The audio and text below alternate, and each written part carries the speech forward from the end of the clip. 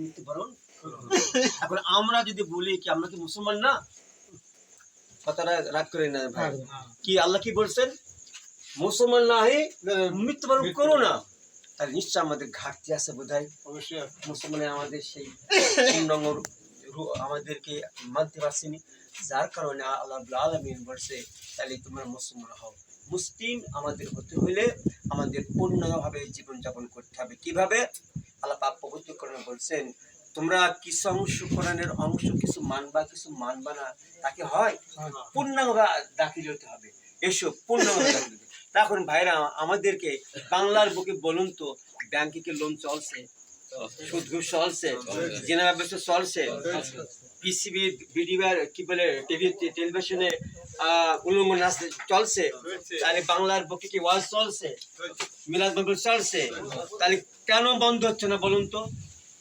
পর্দা পশিদা আজ কেন আমাদের অবস্থা, মেয়েরা কি আমাদের বেপর্দা চলছে, এর একটা কারণ আছে তো। কারণটা কি?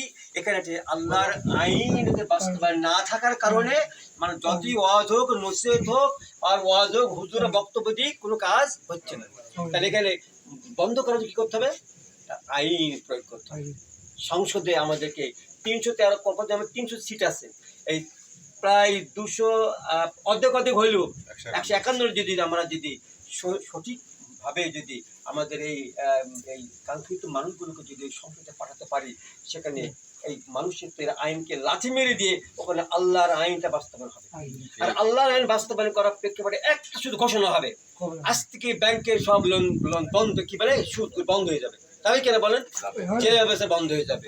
শুধুমাত্র কি আইন প্রয়োগের মধ্যে। একবার মনে পড়ে যে সরকার বলেছিল যে কি ওই পলিথিন বন্ধ করার জন্য আইন দিয়েছিল, একটা আইনের ক্ষেত্রে অনেক অনেক কার্যকরী হয়েছিল। তাহলে আইনের মাধ্যম দিয়ে কোরআনকে আইন বাস্তবায়ন করা সম্ভব। কিন্তু আফসোসের বিষয় বলুন তো, বাংলাদেশের বুকে কোরআন আইন আছে কি? আমরা শতকরা কজন মুসলমান? প্রায় 80 থেকে 85 মুসলমান। এই 80-85 মুসলমানের মধ্যে থেকেও আমাদের মধ্যে আল্লাহ রাব্বুল আলামিনের কোরআন আইনটা নেই, আছে কি? তাহলে আল্লাহ পাক বড় অসন্তুষ্ট হয়ে যায় যে আমার জমিন, আমার আসমান, আমার জমিন, অথচ আমার আইনটা নেই। আল্লাহ কোরআন বলছেন শারা লাকুম মিনাদ দীনি মা ওয়াসা বিহি নুহা ওয়াল্লাযী আওহাইনা ইলাইকা ওয়া মাসানা বিইব্রাহিম মুসা ওয়া ঈসা আন আকিমুদ্দিন ওয়া লা তাতাফাররাকু ফি। তিনি সেই সঠিক বিধিবদ্ধ জীবন ব্যবস্থা দিয়ে আবির্ভূত করেছেন ওই মুসাকে দিয়ে। ঈসা ইব্রাহিমের ওদের একই দায়িত্ব, কি দায়িত্ব ভাইয়ের আমার? আকিমুদ্দিন। তাহলে নবীদের কাজ ছিল কি? দিন প্রতিষ্ঠা করা।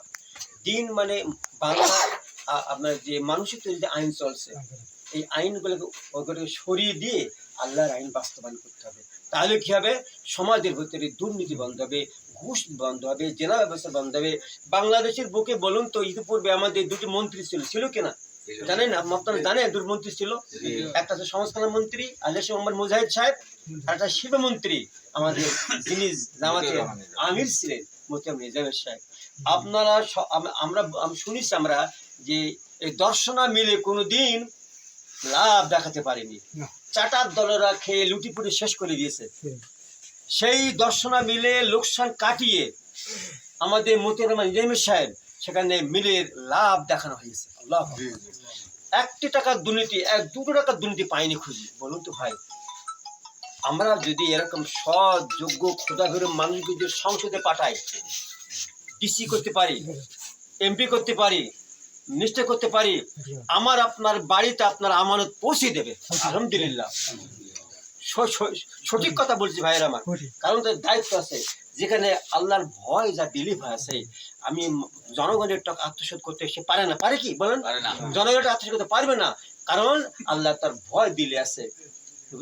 এক সময় সাহাবী একটা লোক বলে, হুজুর এই লোকটি জান্নাতি, কেমন কি করে? না, এই লোকটি জাহান্নামী। কেন? বললে এই গনিমতের মাল থেকে সেটা জামা চুরি করেছে, চাদর। একটা চাদরের দাম কত? এই চাদর চুরি কারণে রাসূল বলে এই লোকটি জাহান্নামী। নাউযুবিল্লাহ বলেন। তাহলে একটা চাদর যদি কিনে যদি চুরি করতে পারে, জানতে পারে, তা আমাদের বাংলাদেশে যে সমস্ত গুলো আমাদের ভাইরা বাবা যারা ছিল, দরদের ভাইরা, কত কোটি টাকা মেরে চলে গেছে বলতে পারেন? গাড়ি বাড়ি করে তার আজকে কি অবস্থা সৃষ্টি করেছে। কোটি কোটি টাকা ব্যাংক ব্যালেন্স, 22 টাকা, ইজ্জতের টাকা, টাকার হুন্ডি, এই কার টাকা বলুন তো? এই জনগণের টাকা মিলে বাংলাদেশকে আজকে রাষ্ট্র অর্থকরী শূন্য হয়ে গেছে। এই অর্থকরী শূন্যতা যে পূরণ করতে হয়, একটা খোদাভীরু যোগ্যতা সম্পূর্ণ মানুষকে সংসদে পাঠিয়ে আবার বাংলার জমিনে একটা সুন্দর একটা সমাজ পরিবর্তন করা সম্ভব। ঠিক কিনা বল ভাই? তাহলে এই সমাজ পরিবর্তন করলে কারা করবে গো? আমাদের করতে হবে। আমাদের সে মন মতো তৈরি করতে হবে, হবে কিনা? আমাদের সে মন, সেই মন তৈরি করতে হবে।